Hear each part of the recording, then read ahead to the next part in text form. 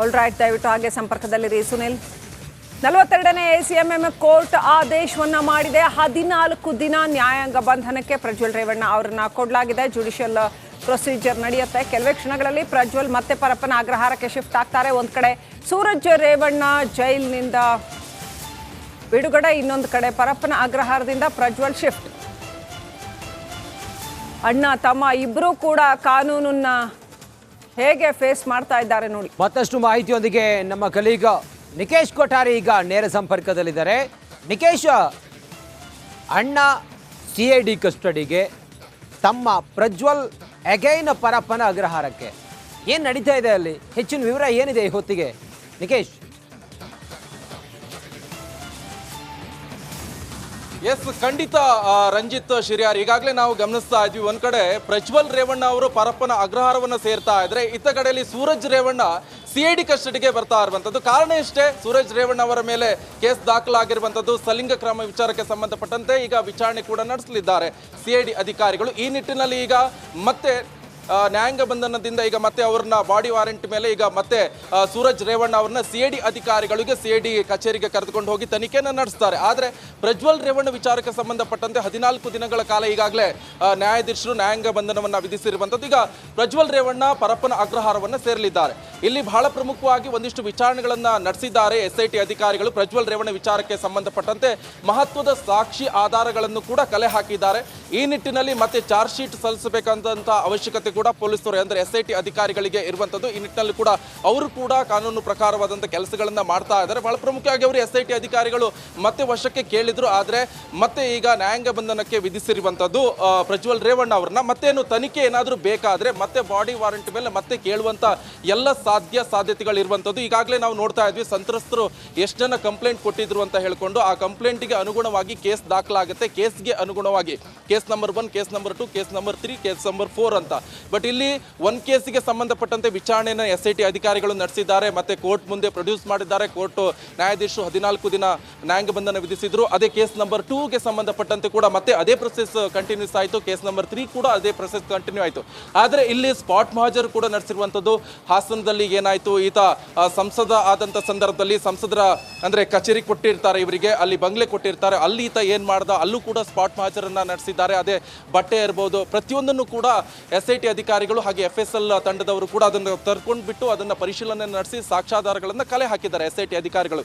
ಈಗ ಮತ್ತೆ ಈ ಕ್ಷಣದಲ್ಲಿ ಹೆಚ್ಚಿನ ಅಪ್ಡೇಟ್ಸ್ ಅಂತ ಹೇಳಿದ್ರೆ ಬಹಳ ಪ್ರಮುಖವಾಗಿ ಮತ್ತೆ ಈಗ ಕೋರ್ಟ್ಗೆ ಪ್ರೊಡ್ಯೂಸ್ ಮಾಡಿದ್ದಾರೆ. ಈಗ ಮತ್ತೆ ನ್ಯಾಯಾಂಗ ಬಂಧನಕ್ಕೆ ಈಗ ಪ್ರಜ್ವಲ್ ರೇವಣ್ಣ ಅವರನ್ನ ಕೊಟ್ಟರೆ, ಇಲ್ಲಿ ಈತನ ಸ್ವಂತ ಅಣ್ಣ ಸೂರಜ್ ರೇವಣ್ಣ ಅವರನ್ನ ಈಗ CID ಅಧಿಕಾರಿಗಳು ಪರಪ್ಪನ ಅಗ್ರಹಾರದಿಂದ ಕರ್ಕೊಂಡೋಗಿ CID ಅಧಿಕಾರಿಗಳು ತನಿಖೆಯನ್ನು ನಡೆಸ್ತಾರೆ. ಆದರೆ ಪ್ರಜ್ವಲ್ ರೇವಣ್ಣ ಅವರಿಗೆ CID ಕಚೇರಿ ಅಂತ ಹೇಳಿದ್ರೆ SIT ಅಧಿಕಾರಿಗಳು ತನಿಖೆಯನ್ನು ನಡೆಸ್ತಾ ಇರುವಂಥದ್ದು.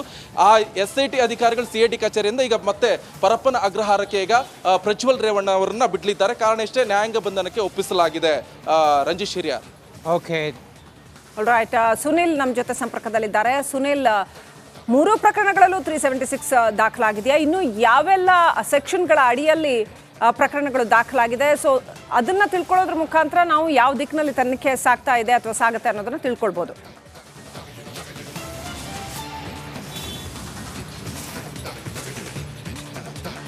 ಶ್ರೀಲಕ್ಷ್ಮಿ, ಪ್ರಜ್ವಲ್ ವಿರುದ್ಧ ದಾಖಲಾಗಿರುವಂಥದ್ದು ಈ ಹಿಂದೆ CID ಕಚೇರಿಯಲ್ಲಿ ದಾಖಲಾಗಿರುವಂಥದ್ದು ಇರ್ಬೋದು, ಅದೇ ರೀತಿಯಲ್ಲಿ ಹೊಳೆನರಸೀಪುರದಲ್ಲಿ ದಾಖಲಾಗಿದ್ದು, ಇದೆಲ್ಲವೂ ಕೂಡ ಅತ್ಯಾಚಾರಕ್ಕೆ ಸಂಬಂಧಪಟ್ಟ ಪ್ರಕರಣಗಳಾಗಿತ್ತು. ಇದಕ್ಕೆ ಸಂಬಂಧಪಟ್ಟಂತೆ SIT ಅಧಿಕಾರಿಗಳು ಈಗಾಗಲೇ ಸಾಕ್ಷ್ಯಗಳನ್ನು ಕಲೆ ಹಾಕಿರುವಂಥದ್ದು.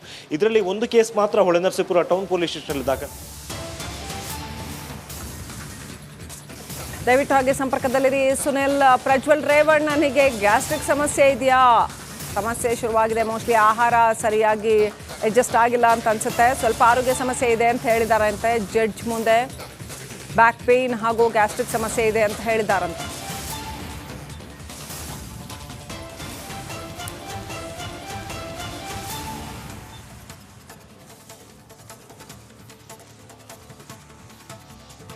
ರೈಟ್ ಸುನಿಲ್, ಧರ್ಮಸ್ಥಳ ನೀವು ಮಾತನಾಡ್ತಾ ಇದ್ರಿ 3 ಕೇಸ್ಗಳಲ್ಲಿ ಯಾವ್ಯಾವ ಸೆಕ್ಷನ್ ಅಂತ. ಅದ್ರ ಜೊತೆಗೆ ಇದೀಗ ಪ್ರಜ್ವಲ್ ರೇವಣ್ಣ ಅವರ ಆರೋಗ್ಯವನ್ನು ವಿಚಾರಿಸಿದ್ದಾರೆ ಜಡ್ಜ್. ಈಗ ಆರೋಗ್ಯ ಸಮಸ್ಯೆ ಏನಾದರೂ ಮುಂದೆ ಬಂದರೆ ಅವರ ಕಸ್ಟಡಿಯಲ್ಲಿ ಏನಾದರೂ ಏರುಪೇರು ಆಗತ್ತಾ, ಹೇಗೆ?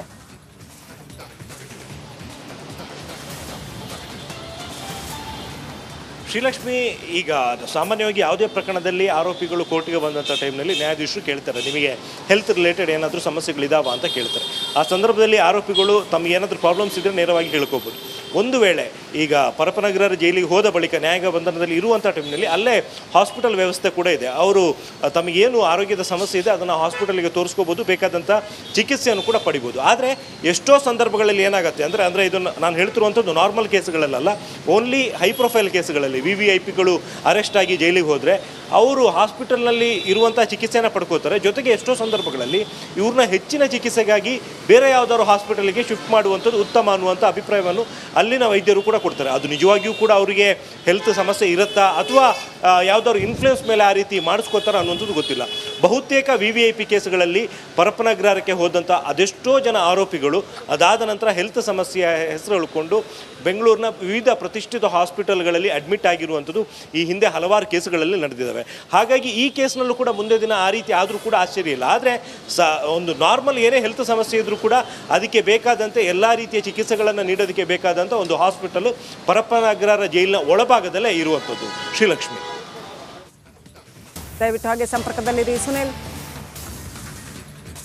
ವೈದ್ಯಕೀಯ ಚಿಕಿತ್ಸೆ ಔಷಧಿ ಕೊಡಿಸಿದ್ರ ಅಂತ ಜಡ್ಜ್ ಪ್ರಶ್ನೆ ಕೇಳ್ತಾರೆ. ಹೌದು, ಕೊಡಿಸ್ತಾ ಇದ್ದಾರೆ ಅಂಥೇಳಿ ಪ್ರಜ್ವಲ್ ರೇವಣ್ಣ ಹೇಳ್ತಾರೆ.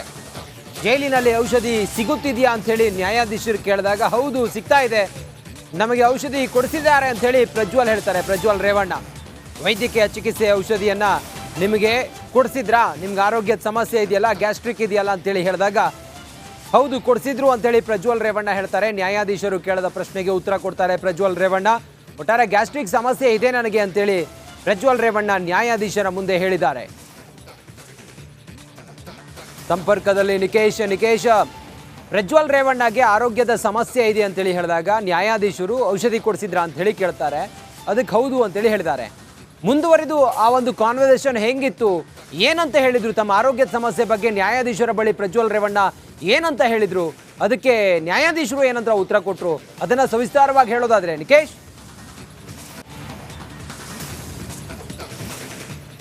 ಎಸ್, ಖಂಡಿತ ರಂಜಿತ್ ಶಿರ್ಯಾರ್. ಈಗ ಹೈ ಪ್ರೊಫೈಲ್ ಕೇಸ್ ಅಂದ ತಕ್ಷಣ ಈ ಹಿಂದೆ ನಾವು ಸಾಕಷ್ಟು ಕೇಸ್ಗಳನ್ನ ಗಮನಿಸಿದ್ವಿ. ಆ ಸಂದರ್ಭದಲ್ಲಿ ಅವ್ರು ಹೇಳುವಂಥದ್ದು ಆರೋಗ್ಯ ಸಮಸ್ಯೆ ಕಾಡ್ತಾ ಇದೆ ಅನ್ನುವಂಥದ್ದು ಕೂಡ ಮೊದಲನೇದಾಗಿ ಆಗುತ್ತೆ.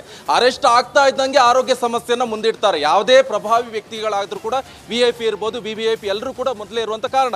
ಆದರೆ ಪ್ರಜ್ವಲ್ ರೇವಣ್ಣ ವಿಚಾರದಲ್ಲಿ ಇದು ಆಗಲಿಲ್ಲ. ಈ ಕ್ಷಣದಲ್ಲಿ ಈಗ ಈ ಅಪ್ಡೇಟ್ ಬರ್ತಾ ಇರುವಂಥದ್ದು. ಈಗ ಪ್ರಜ್ವಲ್ ರೇವಣ್ಣ ಹೇಳ್ತಾ ಇರುವಂಥದ್ದು ನ್ಯಾಯಾಧೀಶರ ಮುಂದಕಾಲದಲ್ಲಿ ನನಗೆ ಗ್ಯಾಸ್ಟ್ರಿಕ್ ಸಮಸ್ಯೆ ಇದೆ, ಬೆನ್ನು ನೋವಿನ ಸಮಸ್ಯೆ ಇದೆ ಅಂತ ಕಾರಣಗಳನ್ನು ಮುಂದಿಡ್ತಾ ಇದ್ದಾರೆ. 14 ದಿನ ನ್ಯಾಯಾಂಗ ಬಂಧನ ಆಗ್ತಾ ಇದ್ದಂತೆ ಈ ಸಮಸ್ಯೆಗಳನ್ನ ಪ್ರಜ್ವಲ್ ರೇವಣ್ಣ ಅವರು ಮುಂದಿಡ್ತಾ ಇರುವಂತದ್ದು. ಯಾವ್ದಾದ್ರು ಒಂದು ಪ್ರತಿಷ್ಠಿತ ಹಾಸ್ಪಿಟಲ್ಗೆ ಸೇರ್ಕೊಂಡ್ರೆ ಆರಾಮಿಂದ ಫುಡ್ ಅವ್ರಿಗೆ ಬೇಕಾದಂತೆ ವ್ಯವಸ್ಥೆಗಳು ಸಿಗುತ್ತೆ, AC ಒಂದು ರೂಮ್ ಸಿಗುತ್ತೆ, ಅವರಿಗೆ ಆರಾಮಿಂದ ಇರ್ಬೋದು. ಆದ್ರೆ ಪರಪ್ಪನ ಅಗ್ರಹಾರಕ್ಕೆ ಸೇರ್ಕೊಂಡ ತಕ್ಷಣ ಅಲ್ಲಿ ಏನಾಗುತ್ತೆ ಅಂತ ಹೇಳಿದ್ರೆ ಮುದ್ದೆ ಮುರಿಬೇಕಾಗತ್ತೆ.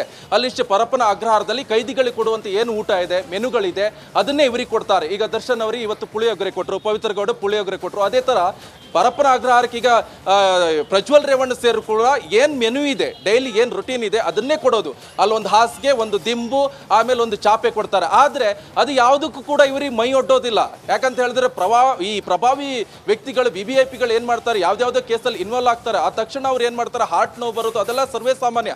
ಆದ್ರೆ ಪ್ರಜ್ವಲ್ ರೇವಣ್ಣ ವಿಚಾರದಲ್ಲಿ ಅದು ನಿಜಾನೋ ಸುಳ್ಳೋ ಗೊತ್ತಿಲ್ಲ. ಆದ್ರೆ ಪ್ರಜ್ವಲ್ ರೇವಣ್ಣ ಈ ಹಿಂದೆ ಕೂಡ ನ್ಯಾಯಾಧೀಶರ ಮುಂದೆ ಇದನ್ನೇ ಮನವಿ ಮಾಡ್ಕೊಂಡಿದ್ರು, ನನಗೆ MRI ಸ್ಕ್ಯಾನ್ ಆಗಬೇಕು, ನನ್ನ ಅಂದ್ರೆ ಈ ವೈದ್ಯಕೀಯ ಚಿಕಿತ್ಸೆ ಆಗಬೇಕು, ನನಗೆ ಬಾಡಿಯಲ್ಲಿ ಕೂಡ ಒಂದಿಷ್ಟು ವೇರಿಯೇಷನ್ ಆಗ್ತಾ ಇದೆ ಅಂತ. ಯಾಕಂತ ಹೇಳಿದ್ರೆ ಈ VVIPಗಳು ದಿನ ಬೆಳಗಾದ್ರೆ ಸಾಕು ಒಳ್ಳೊಳ್ಳೆ ಈ ಡ್ರೈ ಫ್ರೂಟ್ಸ್ ಇರ್ಬೋದು ಅಥವಾ ಒಳ್ಳೊಳ್ಳೆ ಐಟಮ್ಗಳನ್ನು ತಿಂತಾರೆ. ಸ್ಟಾರ್ ಹೋಟ್ಲ್ ಬಿರಿಯಾನಿ, ದೊಣ್ಣೆ ಬಿರಿಯಾನಿ ಇದನ್ನೆಲ್ಲ ತಿಂತಾರೆ. ಆಗ್ತಾ ಇರುವಂತದ್ದು ಈಗ ಜೈಲು ಊಟ ಇವರು ಯಾವುದು ಕೂಡ ಸೇರ್ತಾ ಇಲ್ಲ. ಇಲ್ಲಿ ಕೊಡೋದು ಏನ್ ಮೆನು ಇದೆ ಅದನ್ನೇ ಕೊಡ್ತಾರೆ. ಆ ಸಂದರ್ಭದಲ್ಲಿ ಗ್ಯಾಸ್ಟ್ರಿಕ್ ಇರ್ಬೋದು, ಪ್ರತಿಯೊಂದು ಕೂಡ ಆಗತ್ತೆ.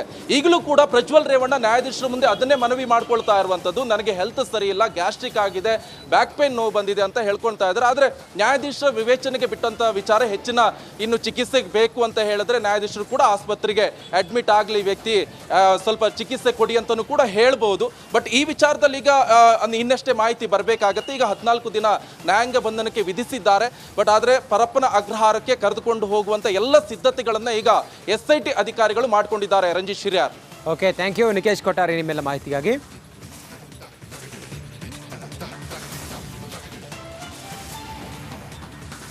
ಪ್ರಜ್ವಲ್ ರೇವಣ್ಣ ಅವ್ರನ್ನ ಇದೀಗ ಜುಡಿಷಿಯಲ್ ಕಸ್ಟಡಿಗೆ ಜುಲೈ 8ನೇ ತಾರೀಕುವರೆಗೆ ಕೊಟ್ಟಿದ್ದಾರೆ.